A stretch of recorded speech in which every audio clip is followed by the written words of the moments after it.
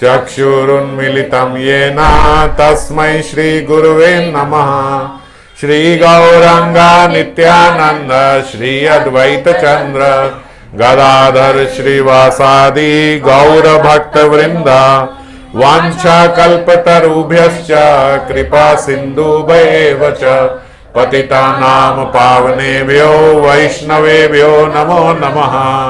हरे कृष्णा कृष्णा कृष्णा हरे हरे, हरे राम राम राम हरे हरे। तो पिछले कुछ श्लोकों से श्रीपाद को स्फुरण हो रहा है रास लीला का।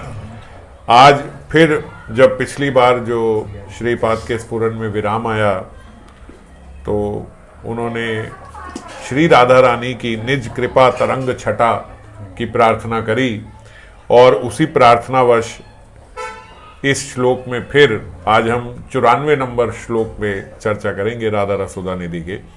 फिर श्रीपाद के हृदय में लीला की स्फूर्ति हुई। यस्या अस्ते वत किंकरीषु बहुशश्चाटुनी वृंदाटवी कंदर्प कुरुते तवैव किम अपि प्रेपसु प्रसाद उत्सवम सांद्र आनंद घन अनुराग लहरी निस्यद पदाम्बुज द्वंद्वे श्री विश्वभानुनंदिनी सदा वंदे तव श्रीपदम। यस्यास्ते वत किंकरीषु, ये कौन ऐसा है जो किंकरियों को बहुशस चाटुनी, जो किंकरियों की चाटुकारी कर रहा है। अरे कौन है वृंदाटवी कंदर्प। वृंदाटवी कंदर्प मतलब जो वृंदावन के कामदेव है। ये वृंदावन के कामदेव यानी कृष्ण।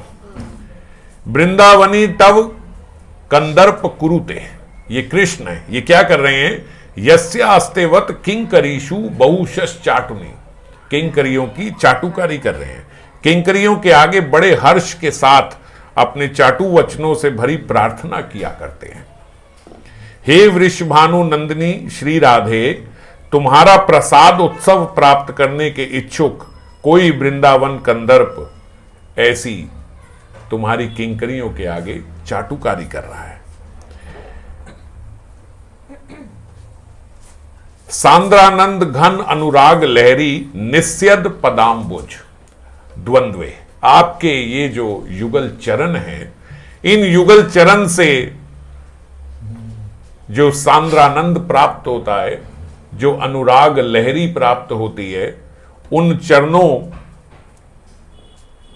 की कृपा मुझे प्राप्त हो। और अगर मुझे उन चरणों की कृपा ना प्राप्त हो, श्रीपाद दैन्यवश ऐसी प्रार्थना कर रहे हैं, अगर मैं इस लायक नहीं हूं कि मुझे आपके चरण प्राप्त हो, तो सदा वंदे तव श्रीपदम, मैं आपके श्री चरणों की वंदना करता रहूं। कम से कम ऐसी कृपा करो।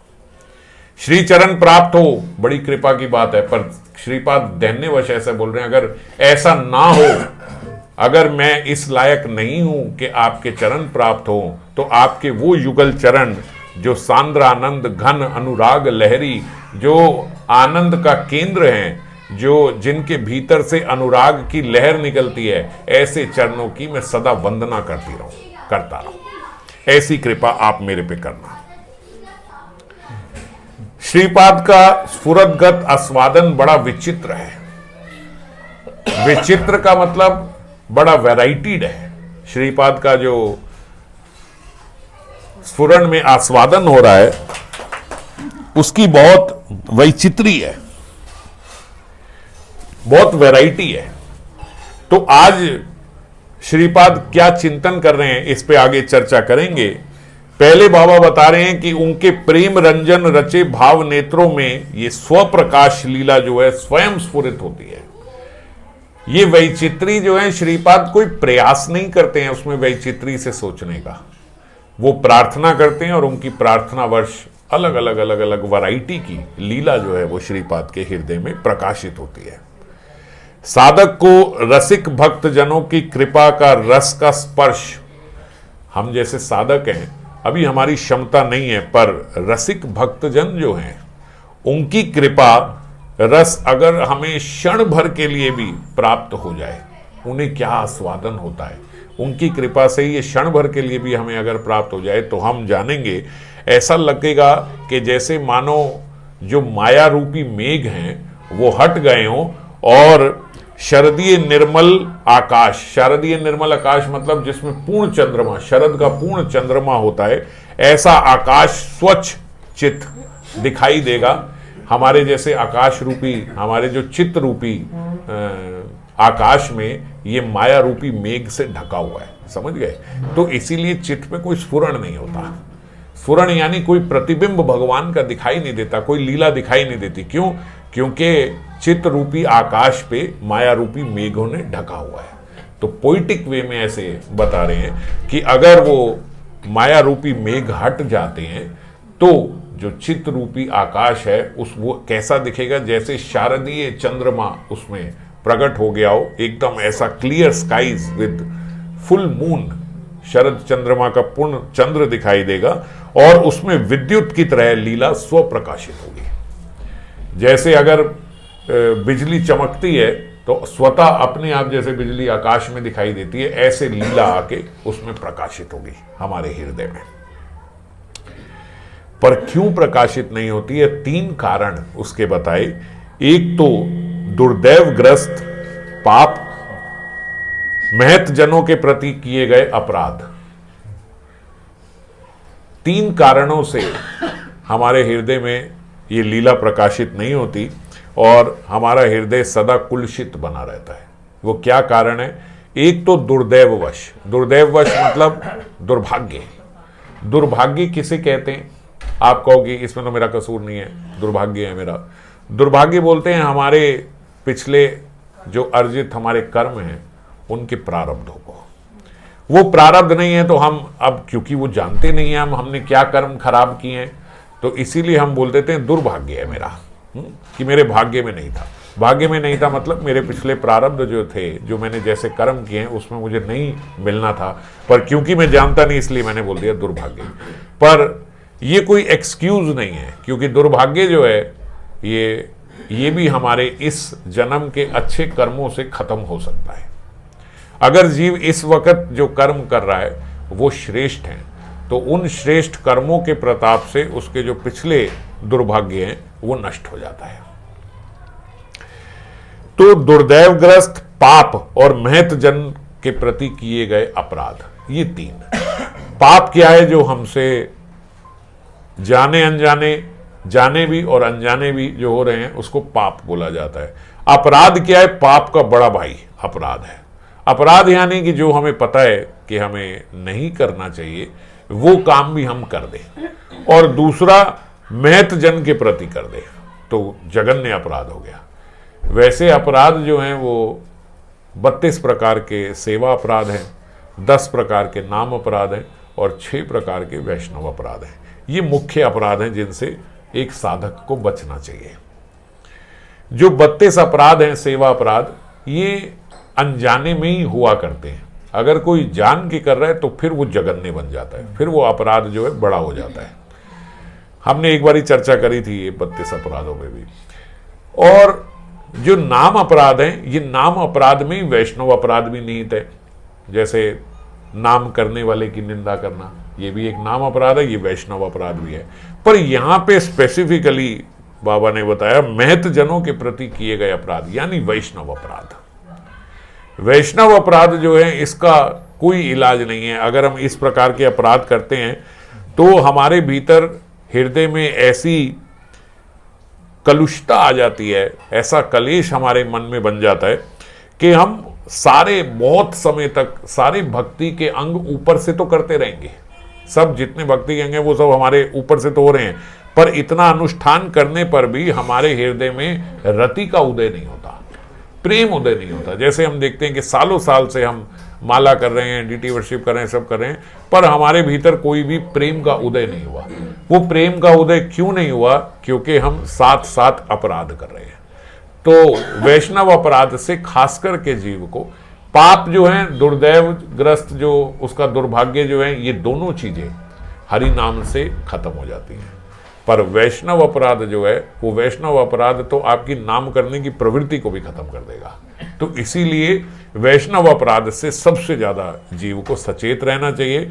और वैष्णव अपराधों में जैसे हम चर्चा करते हैं, कई वैष्णव अपराध हैं, वैष्णव को मारना, उसको देख के प्रसन्न होना इत्यादि, जो 6 वैष्णव अपराध हैं। सबसे जघन्य वैष्णव अपराध जो हम लोग करते हैं वो है वैष्णव निंदा। वैष्णव निंदा करते करते करते करते वो कब हमारे स्वभाव में उतर जाती है, और उस निंदा स्वभाव से हम लोग फिर वो मैत जनों के प्रति भी उस अपराध को ले जाते हैं और हमें पता नहीं चलता, क्योंकि हमारे स्वभाव में ही उतर गई। वैष्णव अपराध में अगर हम थोड़ी बारीकी में जाएं, अभी मैं नहीं जा रहा हूं क्योंकि ये वैष्णव अपराध पे हम ज्यादा चर्चा नहीं कर रहे हैं, मगर अगर थोड़े से आप लोगों के अच्छा चिंतन बन पाए उसके लिए, एक जगह मैं पढ़ रहा था हमारे गोस्वामी पाद की टीकाओं में, उन्होंने बोला कि अपनी तारीफ करना भी एक प्रकार का वैष्णव अपराध बन जाता है आगे जाके।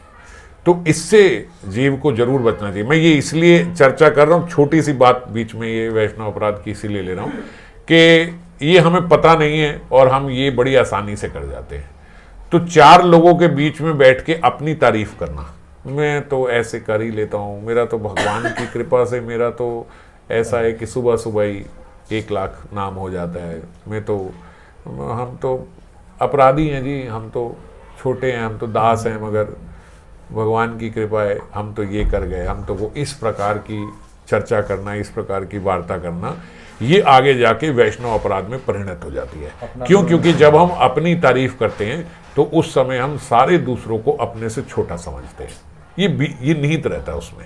जब मैं अपनी बड़ाई कर रहा हूं तो नेचुरली मैं सामने वाले को छोटा समझ रहा हूं। अगर सामने वाला, मान लीजिए मुझे मालूम है कि जो मेरे सामने बैठा है वो रोज सुबह नाश्ते से पहले 2 लाख नाम करता है, तो मेरे मुख से ऐसी वाणी नहीं निकलेगी, है ना। तो मैं चुप ही रहूंगा कि ना ही करे, और अगर बोलेंगे तो सच में दास भाव से बोलेंगे कि मेरा आप जैसा नहीं है भाई, मैं तो 1 लाख ही कर पाता हूं। वाणी का तरीका अलग हो जाएगा। पर जब हम इस प्रकार से बोलते हैं तो वो हमारे भीतर ये एक भाव होता है कि मैं इनसे ऊपर, तो मुख से तो शब्द ये निकल रहे हैं कि मैं आपका दास हूं, मैं तो छोटा हूं, मैं तो अपराधी हूं, मगर जो शब्द निकल रहे हैं वो अपनी तारीफ में निकल रहे हैं। तो ये बड़ी जल्दी वैष्णव अपराध में परिणत हो जाता है। तो इसीलिए इससे बड़े सचेत रहें। और वैसे भी रामायण में भी ये एक चौपाई में बताया गया है कि जो व्यक्ति अपनी तारीफ करता है, महाभारत में, सॉरी रामायण में नहीं, महाभारत में आता है कि जो व्यक्ति अपनी तारीफ करता है वो एक प्रकार से उसको ब्रह्म हत्या का पाप लगता है, अपनी तारीफ करने वाले को। समझ गए? अपने बड़ों के सामने, अपने वरिष्ठ लोगों के सामने अपनी तारीफ करने का मतलब है कि आपने एक ब्रह्म हत्या का पाप लगा, मतलब आपने उनकी इंसल्ट करी है। ये इतना खतरनाक है।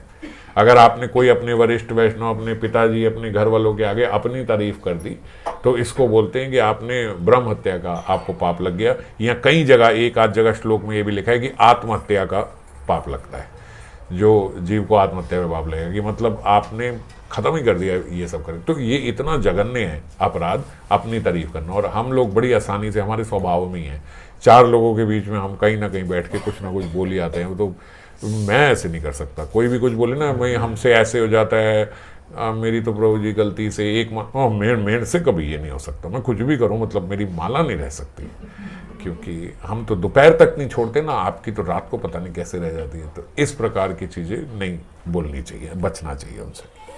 खैर, तो मैत जनों के प्रति अपराध यानी वैष्णव अपराध से हमें बचना चाहिए। जो हम बोले नहीं, हम मैत जनों के प्रति अपराध थोड़ी करते हैं, हम तो दादा आप इनके थोड़े बच्चों के लिए बोल देते हैं। पर क्या होता है, जब हम वैष्णवों के प्रति बोलते हैं तो धीरे धीरे वही अपराध गुरुतर होते जाते हैं और फिर वो मैत जन तक पहुंच जाते हैं। तो इनसे क्या होता है कि बहुत समय तक अपराध बड़ी भीतर से मारता है। आप कोई पाप करोगे तो जानते हो क्या होगा, आप पाप का फल क्या है कि आपके शरीर का कोई रोग लग जाएगा। जैसे आपने कोई पाप किया तो पाप का फल है कि आप कहीं गिर गए, आपको चोट लग गई, आपका एक छोटा सा एक्सीडेंट हो गया, आपके कोई पैर की हड्डी टूट गई अगर ज़्यादा बड़ा अपराध किया है, या फिर छोटे छोटे अपराध कर रहे हैं तो ऐसे कि बहुत तेज सिर दर्द हो गया, एक दिन कुछ ऐसा हो गया। तो इस प्रकार का पाप किया, पाप का छोटा सा एक फल मिल गया। जैसे आपने किसी को मारा, उसने आगे गए, दूसरे बंदे ने आपको 2 थप्पड़ मार दिए, तो ये होता है एक पाप का फल आपको वो मिल गया। तो पाप के फल से क्या हो गया कि जो रिएक्शन है, उस रिएक्शन से जो आपको शरीर को लगा कि आपका थोड़े टाइम के लिए भजन खराब हुआ शरीर के रोग की वजह से, तो मानसिक तो कोई समस्या नहीं है ना, तो जीव को बुरा लगता है कि मेरा भजन आज खराब हो गया मेरे शरीर के रोग की वजह से, क्योंकि मानसिकता उसकी ठीक है, भीतर अंदर की मशीनरी उसकी ठीक है। बाहर की खराब हुई जिस कारण से भजन खराब हुआ, तो वो सचेत रहता है कि यार मेरा ये आज भजन खराब हो गया, मैं कल इससे डबल करूंगा या ऐसा करूंगा, कुछ भी करके वो कर लेता है। ये खराबी ज्यादा बड़ी खराबी नहीं है। अपराध से क्या होता है, अपराध से शारीरिक रोग नहीं लगते, उससे मानसिक रोग लगते हैं।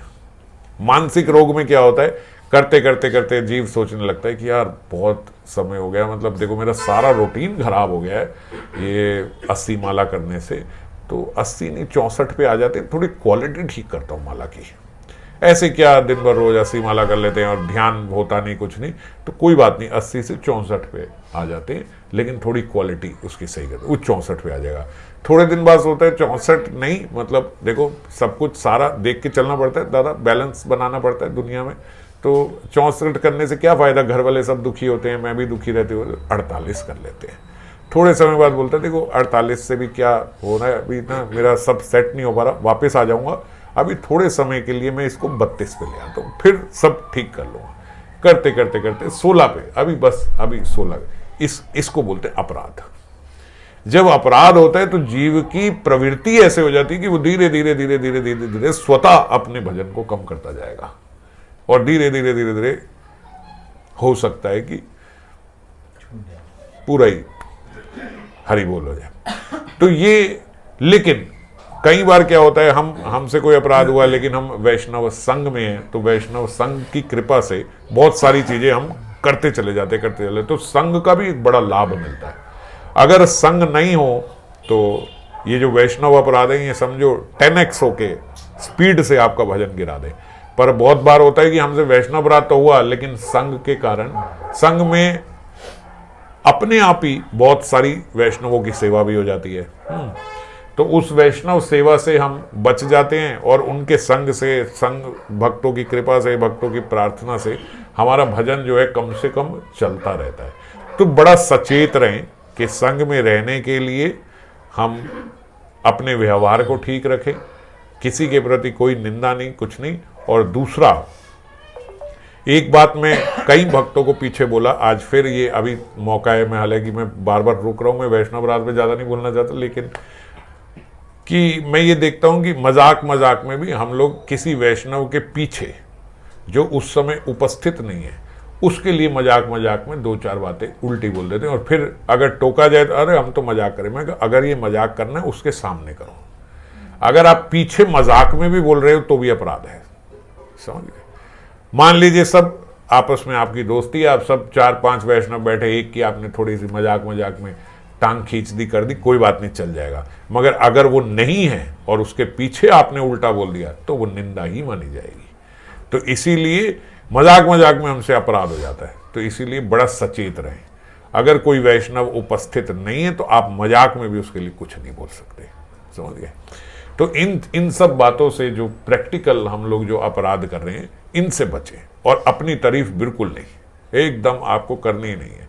ये मन बड़ा चतुर है, ये दास बोलते बोलते अपनी तारीफ आदमी कर जाता है, तो ये करनी ही नहीं बिल्कुल, इसकी लालसा ही नहीं रखनी कि मेरी कोई तारीफ करे, 4 लोग मेरे बारे में बोले। ये इच्छा होती है, तभी हम अपने भीतर से 2-4 चीजें बता देते हैं कि फिर अब ये भी मेरा थोड़ा गुणगान करेंगे, ये नहीं, ये खराब करेगा आपको।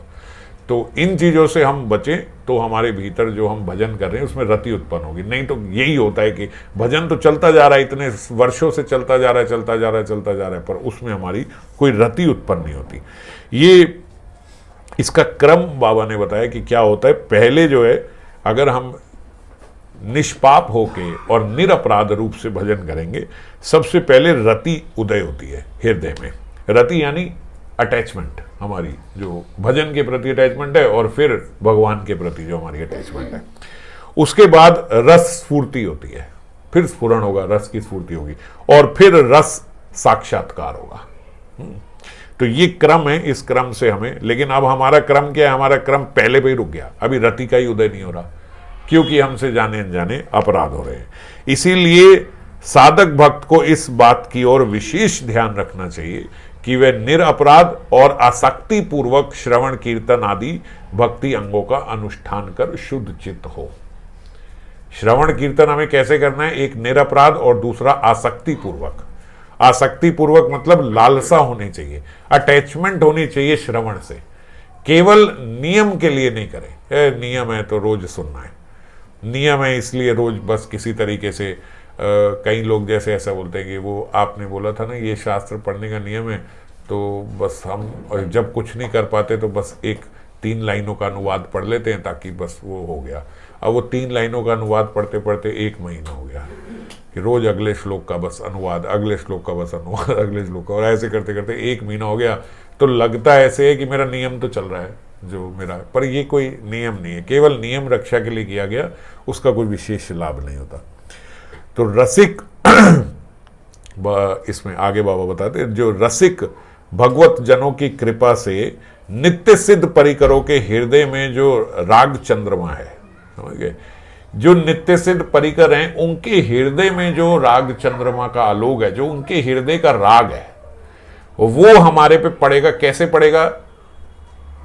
जो रसिक भक्तजन है उनकी कृपा से। किसी रसिक भक्तजन की हम पे कृपा हुई तो नित्य सिद्ध परिकर के हृदय में जो राग है, वो राग का आलोक हमारे हृदय में पड़ेगा। और बोलते जैसे स्फटिक मणि जो है उस पे जो प्रकाश पड़ता है वो उसको और मल्टीप्लाई करके आगे उन रंगों को बिखेर देता है, उस प्रकाश को बिखेर देता है। तो ऐसे ही उन नित्य सिद्ध परिकरों के हृदय का जो राग है वो हमारे हृदय में आएगा। पर हमारे हृदय में आएगा तो तब ना जब माया के मेघ हटे होंगे, जब निरअपराध होगा, जब स्वच्छ होगा एकदम।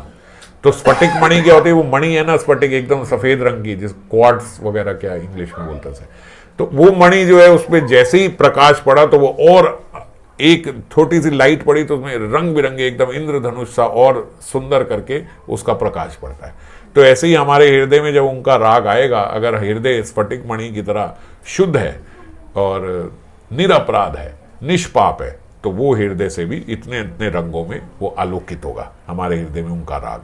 पर क्योंकि अभी है नहीं, एकदम गंदा हृदय है, हम वासनाओं में घिरे हुए हैं, तो इसीलिए वो हमारे भीतर आलोकित नहीं होता। और अगर ऐसा हो जाए तो फिर जो ये माया रूपी अंधकार है ये उसमें से खत्म हो जाएगा। और ऐसी स्थिति में जब निरअपराध जीव हो जाता है तब रसास्वादन ही उसका मेन आहार होता है जीव का, वही उसके प्राण है, वही उसका आहार है, रसास्वादन। बस इसी में उसको सबसे ज्यादा रस आता है।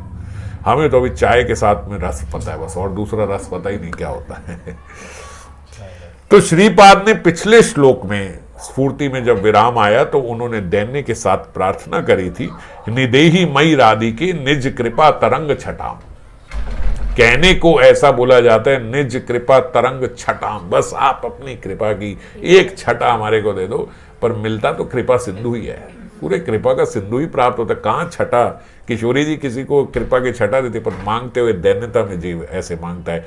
तो उसी कृपा की तरंग छटा जो है वो फैली, तो श्रीपाद के हृदय में आज फिर एक लीला का स्फुरण हुआ, जो संकेत कुंज में आज श्रीमती जो है, अब ये लीला उनके हृदय में स्फुरित हो रही है कि संकेत कुंज में श्रीमती परम अनुराग के साथ यह सोचकर अभिसार पे आई है कि श्याम सुंदर कुंज में अवश्य आएंगे।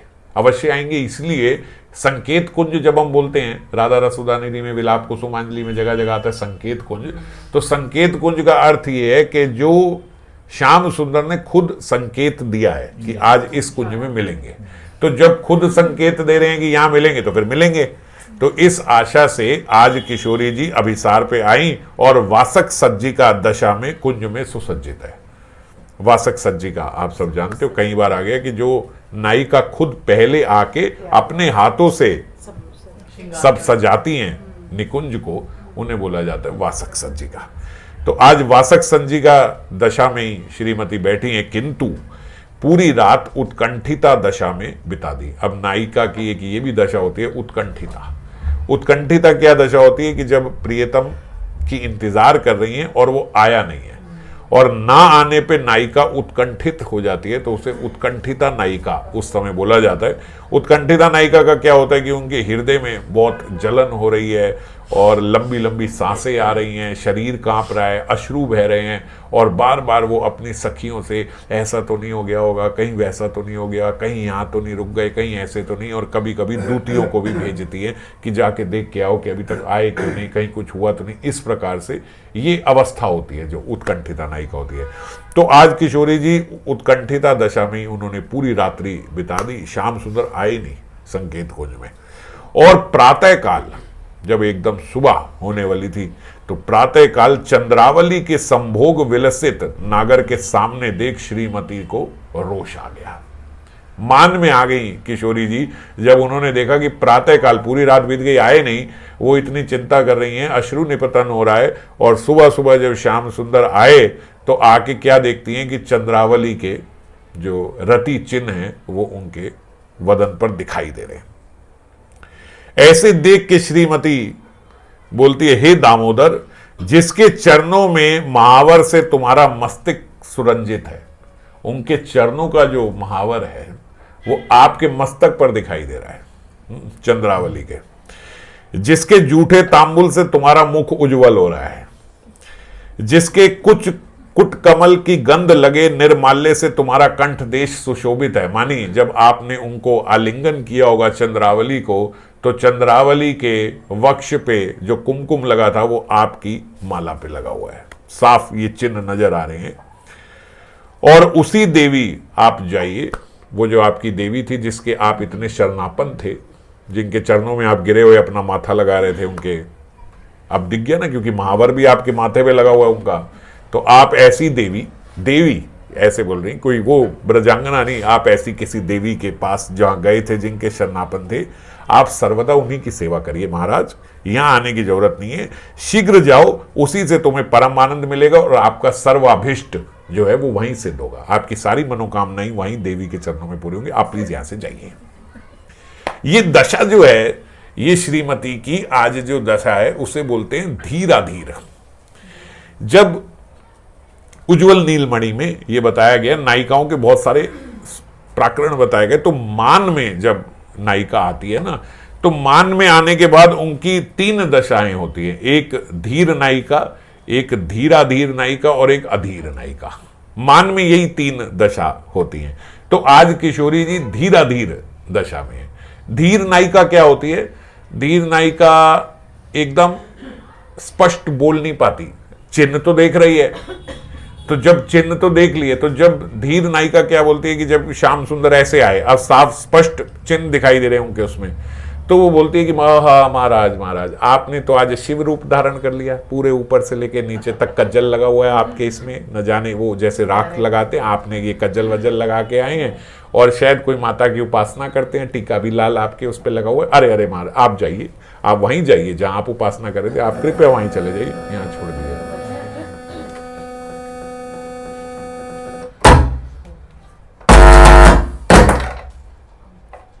आवाज हल्की कर, तेज करो। तो अभी तो धीर नायिका की बात कर रहे थे, तो प्रगल्भा आ गई इसमें। तो धीर नायिका जो है, अब कम चल रहा है, धीर नायिका जो है वो स्पष्ट रूप से उन्हें ये बोल नहीं पाती कि आप दूसरी नायिका के पास थे, इसीलिए उसको धीर स्वभाव बोला गया है। फिर धीर के बाद आते हैं धीराधीर।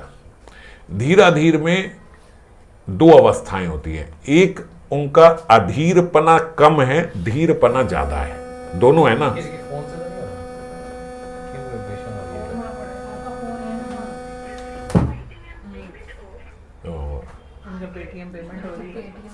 हटा दो। तो धीराधीर नायिका में क्या होता है, जब उनका धीर पना ज्यादा है उसमें, धीराधीर में, तो आज जो उदाहरण हम अभी ले रहे हैं जिसमें अभी जो ये किशोरी जी धीराधीर है, इसमें अधीर ज्यादा है, क्योंकि इसमें तो स्पष्ट ऐसे। धीराधीर में क्या होता है, जब धीर ज्यादा है तो उस धीराधीर नायिका में वो बोलती है, जैसे ही वो देख लेती है तो अब धीर से ऊपर है, धीर में तो एकदम बोल ही नहीं पाती कि आप किसी और ब्रजांगना के पास थे। और धीराधीर में जिसमें धीर ज्यादा है, अधीर कम है, उसमें वो नायिका बोलती है कि आप, वो देखते ही रोने लग जाती है। और जैसे ही श्याम सुंदर को ऐसे देखती है तो उनकी आंखों से अश्रु निकलने, और वो बोलती है आप प्लीज चले जाओ, आप यहां से चले जाओ, मुझे रुलाओ मत। और श्याम सुंदर तो आते ही ऐसे, अरे क्यों क्यों रो रही हो, क्या हुआ, क्या है, वो तो मैं इधर, वो बोलती प्लीज कुछ बोलो मत, मुझे सब नजर आ रहा है जो है, आप जाओ, आप आपके ये जो ये सब चिन्ह मुझे दिख रहे हैं, किस प्रकार कज्जल उनका लगा हुआ है आपके अंगों पे, किस प्रकार आपका उनके वक्ष का आपके इस पे लगा हुआ है, आप मेरे को, मुझे रोना आ रहा है, मैं कुछ नहीं बोलूंगा, आप जाओ, बस जाओ जाओ। तो बोलते क्रोधित तो बहुत है, क्रोध तो बहुत आ रहा है, मगर तब भी बस जाओ जाओ ही कहती कि आप जाओ, मेरे को बहुत रोना आ रहा है आपको देख के, मैं आपको देख नहीं सकती ऐसी दशा में। ये धीराधीर ही है जो आज धीराधीर मध्या, लेकिन उसमें धीर ज्यादा है, अधीर कम है। अभी किशोरी जी जो जिस भाव में, उसमें अधीर ज्यादा है, धीर कम है। तो उसमें वो क्या है, वो बोल रही है भैया उन देवी की जिनकी आप कर रहे हैं, आप जाके उन्हीं की आराधना करिए, वो सब मुझे स्पष्ट नजर आ, ज्यादा इसमें आपको सफाई देने का आपके पास स्कोप नहीं है, आप प्लीज जाइए जहां वहीं पे जाइए मान में से। और अधीर नायिका जो होती है, वो अधीर नायिका तो फिर वो तो बोलती है वाह वेरी गुड, बहुत अच्छा किया आपने, आप ऐसे आए हो, सुबह सुबह मेरे जले पे और नमक छिड़कने आप आए, बहुत अच्छा किया आपने। और आप फिर जब अगर श्याम सुंदर बोले कि अरे मैंने तो कुछ किया ही नहीं, ये नहीं किया, वो बोलती वैसे आप इतने निर्लज पहले थे नहीं जितने अभी आप कर रहे हैं, आपका स्वभाव ऐसा निर्लज का है नहीं, मगर ऐसे लगता है ऐसी निर्लज ब्रजांगनाओं के पास से आप होके आए हो जिनका स्वभाव भी आपके पास आ गया, शायद उन्होंने ही आपको ऐसा सिखा के भेजा कि अगर आप जाइए। ये अधीर नायिका है।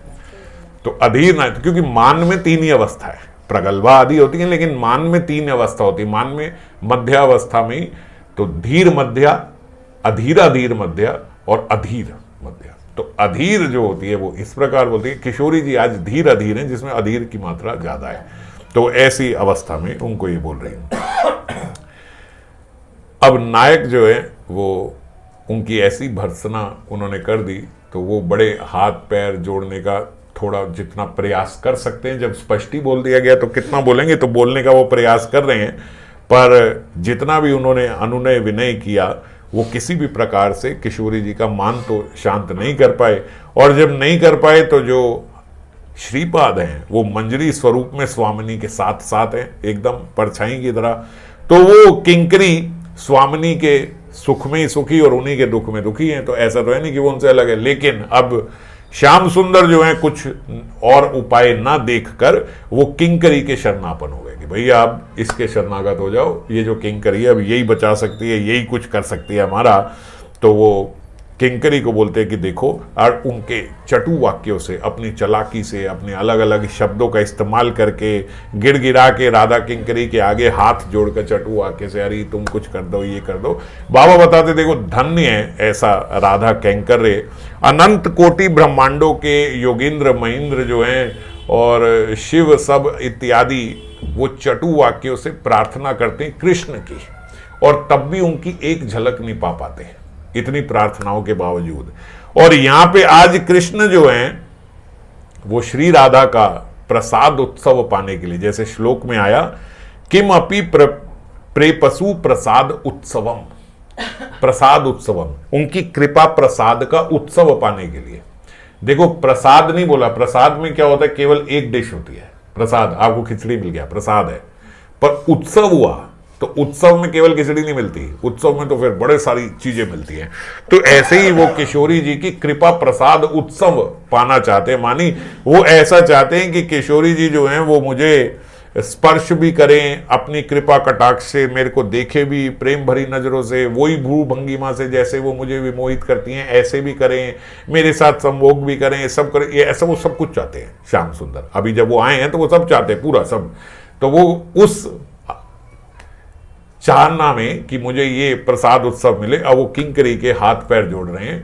वो कृष्ण जिनके सारे योगेंद्र महेंद्र कृष्ण के हाथ पैर जोड़ते हैं, चाटुकारी करते हैं, लेकिन तब भी उनका पार नहीं पा पाते, उनकी झलक नहीं पा पाते। और वो राधा दासियों की ऐसी चाटू वाक्य से प्रार्थना कर रहे हैं और कोई उत्तर नहीं पा रहे हैं, मंजरी, क्योंकि मंजरी तो किशोरी जी को देख रही है, वो पूरी रात उत्कंठिता थी, अश्रु बहा रही थी, ये सुबह सुबह आ गए हैं और दूसरी ब्रजांगना के रति चिन्ह इनमें दिख रहे हैं, ये देख के क्या मंजरी उनसे बात करेगी? वो बोले जा रहे चटू वाक्य करे और मंजरी उनसे बात नहीं करेगी, वो मुंह मुड़ के खड़ी है, बोलते रहो अपना जो तुमने बोलना, मैं सुन ही नहीं रही तुमसे, मेरे को बात ही नहीं करनी कोई, तुम जिस तरीके से तुमने किया है। और श्याम सुंदर बोलते हैं, सुनो ना, मैं स्वामिनी के प्रसाद उत्सव का प्रार्थी हूं, किंतु यह तुम्हारी कृपा से संभव हो सकता है, तुम तो अति कृपालु हो, तुम चाहो तो क्या नहीं हो सकता है। इस प्रकार से किंकरी को बोल रहे, कृपा कर मुझे उनके प्रसाद उत्सव का पात्र बना दो, आप ऐसा कर दो कि मुझे उनका प्रसाद उत्सव मिल पड़े।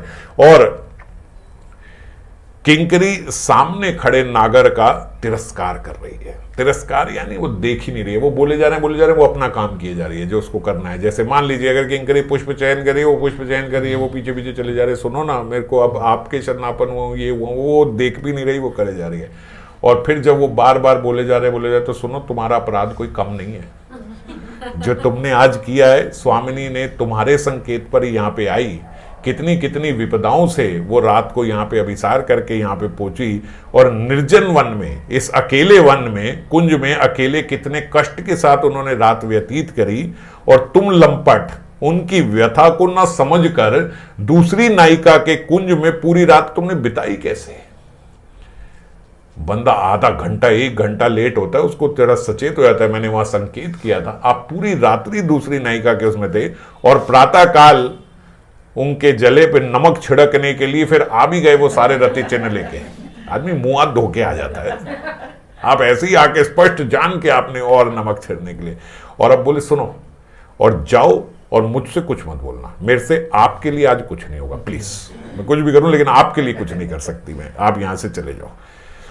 बहुशस चाटुनी वृंदाटवी कुरुते, जैसे श्लोक में बोला। और वो चटु वाक्य से हाथ जोड़कर किंकरी के आगे बड़ी चाटुकारी कर रहे हैं, अरे ऐसे मत बोलो, तुमसे ही होगा। तुम ये क्यों बोलती हो तुमसे नहीं होगा? अगर तुम मेरी अपेक्षा कर दोगी तो मैं किसके पास जाऊंगा? बोलो कोई है मेरा और इस दुनिया में?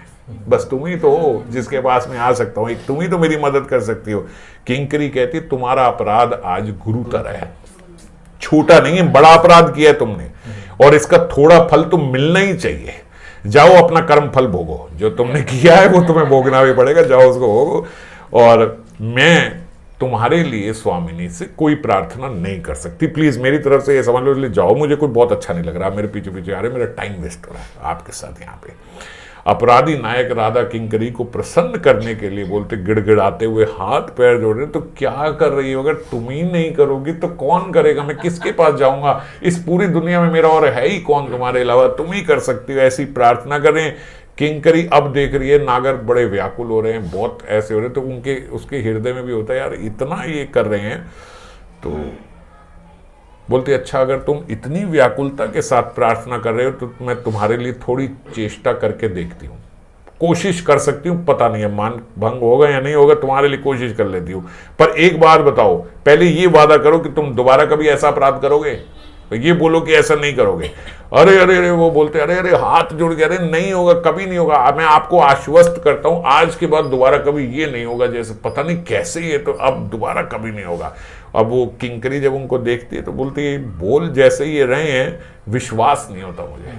क्यों नहीं होता विश्वास? बोले आप प्रकांड मिथ्यावादी हो, एकदम प्रकांड मिथ्यावादी, आपसे श्रेष्ठ मैंने झूठ बोलने वाला आज तक नहीं देखा जिस प्रकार से आप करते हो। तुम जैसे लंपट से प्रेम करके हमारी सुकुमारी जो है सोने जैसी थी, जल के राख हो गई है तुम्हारी वजह से। यार फिर सोचती है तुम्हारे जैसों से वैसे संबंध रखना ही नहीं चाहिए। गलती ये करी कि मैं नहीं जा सकती, तुम जाओ यहाँ से, तुम झूठ बोलते हो, तुम्हारे से हो गए। हम किसी आदमी को बोले भैया प्रॉमिस करा दे, ओ हाँ हाँ हाँ पक्का प्रॉमिस, ये वो साफ पता लगता है झूठ बोल रहे हैं। नहीं तो आदमी बोलता है हाँ प्रयास करूंगा, आज के बाद नहीं होगा, पता नहीं है, और एकदम ऐसे ऐसे उसने कहा तुम्हें तुमसे संबंध ही नहीं रखना चाहिए। गलती करी किशोरी जी ने। तुम्हारे हैं ये दूसरे कुंज में क्यों चले गए? लीला में आएगा आएगा। तो तुम्हारे साथ संबंध रखना ही नहीं चाहिए किशोरी जी को। अब ये जब श्याम सुंदर सुन रहे हैं, अब सुनो जो आप बोल रहे हो, ये तत्व थोड़ा इसमें मैं बीच में आपको बता दूं। ये तत्व क्या होता है? श्याम सुंदर जो हैं वो जान के इस प्रकार से करते हैं। जान के क्यों करते हैं? क्योंकि वो किशोरी जी की मान अवस्था देखना चाहते हैं। वो उनके ऐसे कटु वाक्य सुनना चाहते, आनंद आता है उन्हें कि थोड़ा सुनो। तो देखो ये इस जगत की तरह नहीं है। इस जगत के लिए आप सोचोगे अरे ये तो साक्षात धोखा हो गया भाई, ऐसे में तो डिवोर्स हो जाएगा, दूसरा चांस ही नहीं मिलेगा। लेकिन वहां पे क्या है, वो संबंध जो है वो केवल शरीरों का नहीं है। वो ये जानती हैं कि श्याम सुंदर को किशोरी जी के अलावा पूरा ब्रज जानता है और कोई प्रसन्न नहीं कर सकता, और श्याम सुंदर जैसे किशोरी जी के साथ है ऐसे किसी के साथ नहीं रह सकते। पर जान के ये लेके क्यों आए हैं, क्योंकि ये जब मंजरी के साथ छटू वाक्य करते हैं और मंजरी उनका तिरस्कार करती है, वो तिरस्कार वाक्य उनके हृदय को बड़ी प्रफुल्लता देते हैं, आनंद आता है बड़ा कि देखो मेरी क्या दशा आज हो रही है, आज मैं चाहूं तो किशोरी जी से बात नहीं कर सकता, आज मेरी ऐसी दशा है कि मेरे को गिड़गिड़ाना पड़ रहा है, किशोरी जी मुझे मिल नहीं रही है। जब आदमी बहुत अमीर होता है ना तो वो 2 दिन झोपड़ी में रह के देखना चाहता है क्या होता है, उसको उसमें आनंद आता है, समझ गए। वो गरीबी की अवस्था को एंजॉय करता है। हम ऐसी जगह पे जाए, भैया कहाँ गए हो, ट्रैकिंग पे गए हैं, वहां तंबू लगा के रह रहे हैं, आपके पास कोई टॉयलेट नहीं है, कुछ नहीं है, खेत में डब्बा लेके जा रहे हैं, एंजॉय कर रहे हैं। अब उसको बोले ठीक है तेरी यही अवस्था हो गई, अब आज के बाद जिंदगी में ऐसे बड़ा एंजॉय कर रहा है ना तूने, अब मर जाएगा, वो आत्महत्या कर लेगा। समझ गए। तो अब श्याम सुंदर की सारी तारीफ कर रहे हैं, सब उनकी चाटुकारी कर रहे हैं, तो उनको ये आनंद आता है कि ऐसी अवस्था हो गई मेरी, देखो एक दिन में ऐसे पूछा तो ऐसी अवस्था हो गई कि इतनी चाटुकारी करने के बाद भी आज मैं किशोरी जी से मिल नहीं सकता, वो मिल नहीं रही, वो मुझे देख नहीं रही है। ये तत्व है कि उन्हें आनंद आता है। तो जब वो इस प्रकार, इसीलिए तो करके पहुंचे, नहीं तो कोई ऐसा होगा वो मुंह हाथ धो के आ जाएगा अगर धोखा देना चाहता। पर यहां कोई धोखे वाली बात नहीं है, क्योंकि यहां संबंध शरीरों का है ही नहीं, ये इस जगत की तरह नहीं है। तो वहां पे अब अच्छा, अब ये तत्व की बात हो गई, तो अब वो वहां पे पहुंचे। इसमें बाबा एक उदाहरण देते कि रूप गोस्वामी ने तो प्रार्थना करी है। अब देखो रूप मंजरी है, वो रूप गोस्वामी उसमें उत्कल वल्लिका में प्रार्थना कर रहे हैं, उत्कल वल्लरी में, उसमें 59वां नंबर श्लोक है। उसमें क्या प्रार्थना करें कि कब ऐसा होगा किशोरी जी कि आप मान में बैठी होगी और आप मुझे आज्ञा दोगी कि आज श्याम सुंदर को भीतर प्रवेश ना करने देना, और आप ये कह के मान में भीतर बैठ जाओगे, और जब श्याम सुंदर आएंगे तो श्याम सुंदर उस दिन स्त्री वेश लेके आएंगे, और जब वो स्त्री वेश लेके आएंगे तब मैं उन्हें रास्ते में पकड़ लूंगी, मैं उनको, मेरी नजरों से वो बच के जा नहीं पाएंगे, और मैं उन्हें तब बताऊंगी कि भैया ये जो आपने स्त्री वेश लिया ना, ये असुरों को मोहना, ये मोहिनी वेश लेके आपने असुरों को मूर्ख बना लिया था। यहां कोई असुर नहीं बैठे जिनको आप ये स्त्री वेश लेके मूर्ख बना, चलो यहां से, यहां हम सब पहचानती हैं आपकी ये अवस्था जो आप बना के आए हो। और इसीलिए उस श्लोक में क्या बोला, विशंतम स्त्री वेशम सुबल सुहृदम वराय गिरा।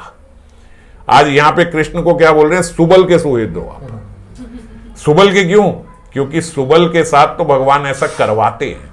सुबल की शक्ल जो है वो राधा रानी से बहुत मिलती है, तो कई बार किशोरी जी को निकालने के लिए सुबल को लड़की बना के वहां पे बिठा देते हैं किशोरी जी के पलंग पे, और सबको ऐसे लगता है जैसे किशोरी जी बैठी है, और वो घूंघट काट के सुबल बैठा होता है, और किशोरी जी वहां से निकल आती है। उनकी शक्ल भी सुबल की मिलती है किशोरी जी से, और वो एक्सपर्ट हो गया अब स्त्री वेश लेने में, 1-2 बारी करा। तो यहां पे आज क्यों बोला स्त्री वेशम सुबल सुहृदम, कि ये सुबल को भी तू नहीं सिखाया ना।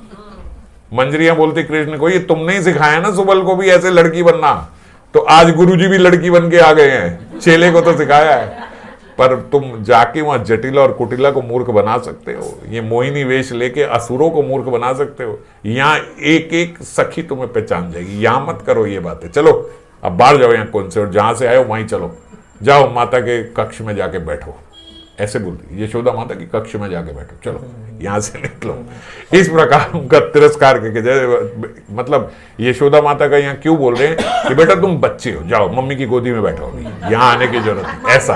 हाँ, ऐसा क्यों नहीं बोलते, जाओ यशोदा माता के कक्ष में बैठो, अभी बच्चे हो, तो ये सब हरकतें यहाँ पे मत करो। तो रूप मंजरी जो है वो ऐसी प्रार्थना ही कर रही है, आनंद है, ये सब लीला आनंद वर्धन के लिए। ऐसा मन में ना लाना है तो धोखेधड़ी हो रही है, कृष्ण का कैसा है देखो, किशोरी जी को रुला रहे हैं, ना ना, सब आनंद के लिए, सब आनंद मंगल है। और दादा एक जैसे वहाँ पे कथा में वैसे बताते हैं कि नरवत लीला है तो ठाकुर अपनी मर्जी से नहीं ऐसा करते, वो योग माया उनसे कराती है। हाँ। और राधा रानी और सखियां, उनको ऐसे लग रहा है कि दसवें में धोखा हो रहा है। ये तो देखो, जब अगर ऐसे- जब आप अभी जैसे माता जी सीरियस हो गई थी ना कि ऐसे क्यों कृष्ण ने करा, तो ये तत्व फिर इसीलिए बीच में बताने पड़ते हैं कि देखो तत्व ये है, ये तत्व है, पर क्या है कि लीला तत्वों से नहीं चल रही है, ये तो बिहाइंड दी सीन है कि ये है। जब हो रहा है तो बिल्कुल नरवत हो रहा है, मतलब हो रहा है तो कृष्ण ऐसे नहीं है कि मैं भगवान हूं, आज थोड़ा मजे लेने जा रहा हूं, ऐसे नहीं होता, ऐसे नहीं होता। उन्हें उस वक्त नहीं पता है कि मैं भगवान हूं, ये सब हो रहा है। अब होता क्या है, चंद्रा, हाँ, तो असल अब देखो लीला में क्या होता है, ये बात भी सत्य है कि श्याम सुंदर को किशोरी जी के पास ही जाना है।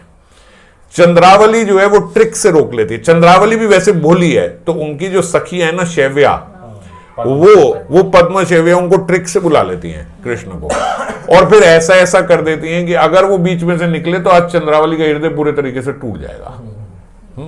अब एकदम से तो ऐसे नहीं कर सकते ना, चंद्रावली को थप्पड़ मार के आ जाए, ऐसे तो नहीं करेंगे। तो ऐसे उनको घेर लेती हैं, अच्छा ये शरबत तो पीते जाओ, अच्छा ये तो करते जाओ, अच्छा वो तो करते जाओ, अच्छा देखना किशोरी जी के, अपनी मतलब चंद्रावली को बोलती है, अच्छा जरा देखना ये आज जो ये हमारी सखी है, इसकी यहाँ आप देखना कितना सुगंधित एकदम लगा, आप देखो, ऐसे करके उनको आलिंगन करा देती है। वो पीछे सुगंध लेने गए, आलिंगन हो गया, आलिंगन होते ही उनके जो वक्षों का कुमकुम था वो उनके माला पे लग गया। उन बेचारों को पता ही नहीं है मेरे साथ ऐसे ट्रिक खेली जा रही है। वो करते कराते सुबह भाग के आते किशोरी जी के बारे में आ गया। अब किशोरी जी देखते लगे ये तो दशा हो रही है इनकी, ऐसी दशा इनकी हो रही है, और इस पे ये बोल रहे हैं। और वहां पे श्याम सुंदर जो है वो उनको पकड़ रहे हैं, चंद्रावली तुम चिंता मत करना, मैं वापिस आऊंगा। अभी कुछ करा ही नहीं है, पूरी रात्रि रति क्रीड़ा नहीं हुई है चंद्रावली के साथ। वहां तो उनको ये बोल के आने हैं कि अच्छा देखो सुबह हो गई, माता यशोदा मेरा रास्ता देख रही होंगी, और वो पूछेंगी, मेरे को वहां नहीं देखेंगी, घबराएंगी, तुम चिंता, मैं अभी जा रहा हूँ, विगत रात्रि आगे आने वाली अगली रात्रि को आपके पास आता हूँ, ये करता हूँ, अच्छा अच्छा तुम आ जाना। ये करके बेचारे भाग के आए, यहाँ आए, यहाँ दूसरी क्लास लग गई उनकी कि तुम क्या कर रहे हो। तो लीला में ऐसा हो रहा है, तत्वता अलग है। वहां हमारे लिए ये सब तत्व बताए जाते हैं कि ये ऐसे है कि हम अन्यथा ना अर्थ ले लें, पर हाँ है वहां पे ऐसे ही। वहां तो नरवत लीला, वहां वो कुछ कर नहीं पा रहे बेचारे। इसमें तो कृष्ण की भी उत्कंठा बहुत ज्यादा होगी ना, क्योंकि वो भी शुरू से प्रयास कर रहे हैं। तभी उत्कंठा का ही तो नतीजा है कि आज किंकरी के पैर पड़ रहे हैं, भैया जल्दी मेरे को तुम मेरी, वो तो बेचारे ऐसे असहाय अवस्था में है कि उनकी बात सुनने वाला भी कोई नहीं है, सुनने वाला नहीं है कोई। विश्वास तो दूर की बात है, जब बोलोगे तो विश्वास करेंगे, बोलने नहीं देते। अब साइड हो जाओ आप, बात ही नहीं करनी मेरे को आपसे। मंजरी ये क्यों बोल रही हो, मोहिनी रूप की बात क्यों कर रही है? उस समय तो सब नरवत लीला ही चल रही है। स्त्री वेश लेके आए ना, तो वो लीला में ही आ जाता है कि वो बीच बीच में, जैसे वो कहती हैं कि ये वही है ना जिसने सूप न खा के नाक काट दी थी, ये तो स्त्रियों के साथ ऐसा ही करता है। तो देखो जब आपको ये पता है, अच्छा ये वहां भगवान बनता है, लेकिन हमारे आगे तो भगवान पन्ना दिखाने की जरूरत नहीं है, ठीक है। जब आपका संबंध एक बड़े आदमी से हो जाए, तो बड़ा आदमी आपका तो भाई है ना, आपका तो रिश्तेदार ही है, तो आपके लिए तो बड़ा नहीं है ना, तो वो बड़ा भी छोटा लगता है। आपके पिताजी प्राइम मिनिस्टर बन जाए तो घर में थोड़ी आप प्राइम मिनिस्टर आ गया, आप क्या बोलोगे, ये प्राइम मिनिस्टर पन्ना ना अपना बाहर ऑफिस में दिखाना, यहाँ पे ज्यादा जानने की जरूरत नहीं। तो इस प्रकार से समझिए, तो बड़ा आदमी हो लेकिन अपना रिश्तेदार हो तो वो बड़कपन उनका वहां आता नहीं। तो यहाँ वैसे ही ऐश्वर्य जीरो है, तो वो मान भी लेती हैं लीला में कि तुम भगवान हो, तो वहां के भगवान हो, यहाँ ज्यादा भगवान बना करने की जरूरत नहीं है, समझ गए। इस प्रकार से उनकी स्थिति विचारों की वहां पे ऐसी है। तो श्याम सुंदर ने किंकरी के आगे अनेक चाटू वाक्यों का प्रयोग किया, और किंकरी जो है वो नागर को अब जब बहुत करे जा रहे तो अब नहीं होगा, दोबारा नहीं होगा, लास्ट बस एकदम मान लो अब कभी हो ही नहीं सकता, ये नहीं वो नहीं, समझाया मैं, आई वॉज ट्रैप्ड, आप कुछ मेरे लिए कर सकती हो, ये कर सकती हो। जब यकीन दिलाया तो उसने कहा अच्छा चलो अब इतना कर रहे हो तो मैं जाके, तुम थोड़ी देर यहाँ बैठो, मैं जरा देख के आती हूँ, जरा अंदर क्या स्थिति है किशोरी जी की, करके आती हूँ। और किशोरी जी के पास वो वहाँ देखते हैं तो दासी वहीं से हिसाब लगा लेती है कि देखो इतनी देर हो गई, अब किशोरी जी भी मिलना तो चाहती हैं उनसे, मगर अब मान ऐसा है कि अभी मिल नहीं पा रही हैं। तो वो वहां जाके बोलती है, हे वृषभानु नंदिनी राधे, तुम मानवती बनी हो और उधर वृंदाटवी कंदर्प तुम्हारे प्रसाद का इच्छुक होकर तुम्हारे बिना ये सारे जगत को शून्य देख रहा है, कहीं बेचारे का मन नहीं लग रहा, दर दर भटक रहे, गिर रहे, मूर्छित हो रहे हैं आपकी अवस्था में। यहां बाबा बोलते वृंदावन टवी कंदर्प क्यों बोला, ये बताने के लिए कि देखो उनका बड़ा माधुर्य है, उनकी वेणु का बड़ा माधुर्य है, रूप का बड़ा माधुर्य है, उनकी वंशी नाद और उनके सौंदर्य पे मरने वाली हजारों ब्रजंगनाएं बाहर बैठी हैं। आपकी अपॉर्चुनिटी गवाओ मत, इतना मत विचारों को ऐसे करो, आप समझो। और वृषभानु नंदनी संबोधन क्यों किया? वृषभानु नंदनी संबोधन आज इसलिए करें कि देखो मैं वही पीछे से आपके साथ रही हूं, जब आप वृषभानु के यहाँ पे थे मैं तब से आपके साथ हूं, मैं आपकी अपनी सखियों में जानती हूं, इसलिए आपके हित की बात बता रही हूं। बात समझो। इस समय इतना धुतकारना नहीं चाहिए कृष्ण को। अब वो भी उसका सौंदर्य और वो सब देखो, ब्रजंगनाओं की बाहर लाइन लगी है और वो सबको छोड़ के आपके पास बैठे हो। ऐसा ना हो कि हम इतना उसके साथ कर दें कि फिर हमें जो है कलहन तारिता अवस्था में पहुंच जाए। कलहन तारिता नायिका क्या होती है कि जब नायक आया मनाने के लिए तो उन्होंने उसको धुतकार दिया, और जब बहुत ज्यादा धुतकार दिया तो नायक चला गया कि अब कुछ नहीं हो सकता। अब फिर वो परेशान हो गई, हाय हाय ये मैंने क्या कर दिया, मैंने इतना क्यों कर दिया, अरे इतनी सॉरी बोल रहा था। थोड़ा बाद में लास्ट, अरे जब पैर पकड़ लिए थे तब तो मान जाती, इतना मैंने कर दिया। फिर वो सखी को भेजते, जा जा उसको बोल कि देख अब मान जाएंगे, लेके आ। तो ये नायिका की कालांतरिता दशा होती है। तो वो बोलती देखो ऐसा ना हो फिर कालांतरिता दशा में आपको फिर दूती भेजनी पड़े उनको करने के लिए, तो जरा थोड़ा। किशोरी जी अब बस बोला कुछ नहीं, वो समझ गई। अब वो बाहर जाती है कि देखो मैंने बात करी है किशोरी जी से, और ऐसे तो मान नहीं रही है, मान में है बुरी, लेकिन मेरे को ऐसा लग रहा है कि अगर तुम जाके उनके चरण पकड़ लेना सीधे, अगर तुमने जाके सीधा चरण पकड़ लिए तो मुझे विश्वास है किशोरी जी मान जाएंगी, वो आपकी बात बन जाएगी धीरे धीरे। ओह श्याम सुंदर बड़े खुश हो गए, और जैसे ही सुनते हैं कि उनके चरण पकड़ने हैं तो चरण का स्पर्श होगा, ये सुन के ही उनके भी पुलक आदि विकार उनके शरीर में आ जाते, वो भी बड़े खुश हो जाते। आहा चरण धारण करने को मेरे को मिलेगा, तो परम अनुराग के साथ। अब मंजरी जो है वो बाहर से देख रही है, उन्हें बोल रही चलो ठीक है आप जाओ आप करो। और मानिनी मुख नीचे किए, बाएं करताल अपने, करतल मतलब हाथ, करताल नहीं, बाएं करतल अपने कपोल पर रखे बैठे। समझ गए कैसे? ऐसे करके मुंह नीचे करके बैठे। और श्याम सुंदर उनके जो चरण हैं, वो चरण बोलते घर्माक्त, घर्माक्त मानी पसीने उसके उनके चरण पे आ रहे हैं।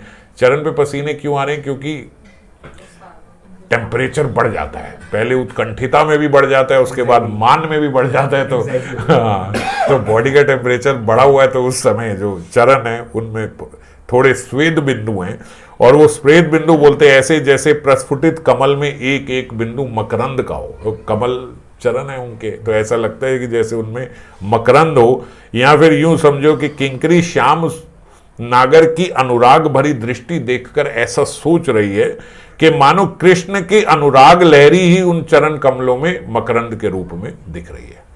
श्याम सुंदर की जो उस समय अनुराग है वो चरण को पकड़ने का, वो उनकी अनुराग लहरी उसमें मिल रही है। इसीलिए सांद्रानंद घन अनुराग लहरी। सांद्रानंद घन कौन है? स्वयं श्याम सुंदर, आनंद मूर्ति है वो। तो सांद्रानंद घन अनुराग लहरी, निष्पद पदाम्बुज द्वंद्वे। उनके निष्पद मतलब निकल रहा है, द्वंद्वे युगल चरणों में से निकल रहा है। क्या निकल रहा है? सांद्रानंद घन अनुराग लहरी, यानी कृष्ण के अनुराग की लहरी उनके किशोरी जी के चरणों से निकल रही है, ऐसा उनको प्रतीत हो रहा है।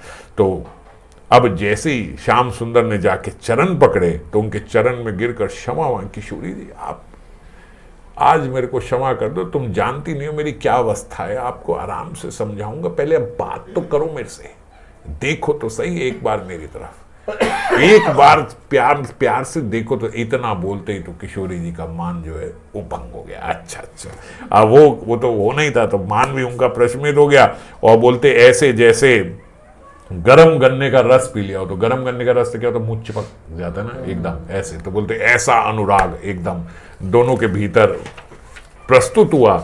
और फिर यहाँ पे एक बंगला में प्यार बाबा ने लिखा है, देखो देखो राधा माधवधारी, रति रण मान विरामक जय छे। मतलब रति रण चालू और उनका जो मान था वो विराम हो गया, उसमें विराम आ गया। चरबण तपत कुशारी, वही गरम गन्ने के जूस जैसे पी लिया हो ऐसा। हरिमुख हेरईते सुमुखी अवांछाई, सुमुखी यानी किशोरी जी अवांछाई, अभी उनका हरिमुख देखने का इतना मन नहीं है, अभी इतना भी बाहर नहीं आई है कि भाई एकदम ऐसे श्याम सुंदर हाँ हाँ जी आओ मैं तो एकदम तैयारी थी आपसे, नहीं एकदम अभी थोड़ी ऐसी है कि मान भंग हो गया, बात सुन रही है। अब बात सुन रही है, मान भंग हो गया कैसे कि श्याम सुंदर ने चरण पकड़ लिए तो उन्होंने अपने चरण हटा नहीं लिए। नहीं तो मान में क्या होता है, श्याम सुंदर जैसे चरण पकड़ने के लिए भागे वो मुंह मोड़ के बैठ जाती हैं, उनकी पीठ कर लेती मैं तो जाओ मेरे को तुम्हारी शक्ल भी नहीं देखनी इस समय तो सुमुखी अवांचई चानी कुटल ही भांति, अभी कुटल ही भांति वैसे ही हैं। गदगद वचन असूया कछु सूचन, असूया यानी अभी कोई प्रेम के शब्द नहीं हो रहे हैं, अब थोड़े टॉन्टिंग वे में।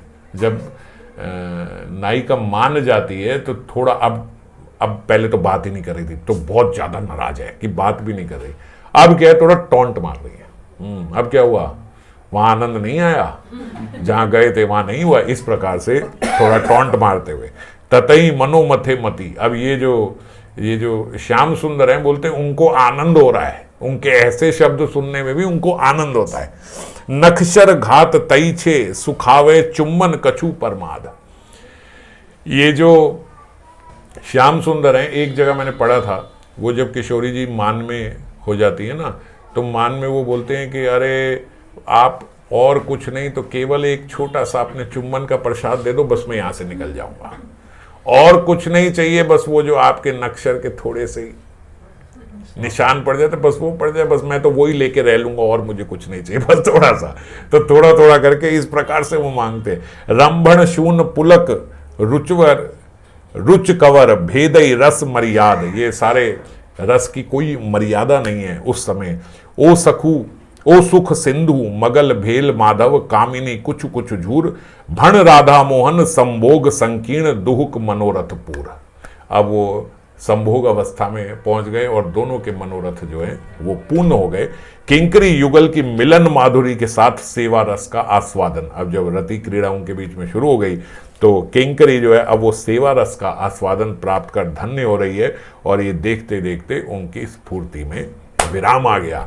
साधक वेश में दैन्य प्रकट करते हुए जैसे श्लोक में श्रीपाद सोच रहे हैं कि इनके चरण तो इतने दुर्लभ हैं और ऐसे के श्याम सुंदर तृप्त हो रहे हैं इनके चरण पकड़ के, मेरी क्या औकात है कि मैं इनके चरणों में पहुंच सकूं, दैन्यवश ऐसा सोच रहे हैं। मुझे तो बस केवल और कुछ नहीं तो मैं इनके चरण की वंदना करती रहूं, बस ऐसे ही मेरी प्रार्थना है भगवान से कि केवल इतना आशीर्वाद दे दो कि मैं आपके और कुछ नहीं तो चरण कमलों की सदा वंदना करने का सौभाग्य प्राप्त कर सकूं। तो आज का श्लोक इसी के साथ विराम हुआ, अगले श्लोक पर फिर जल्दी चर्चा करेंगे। जय राम।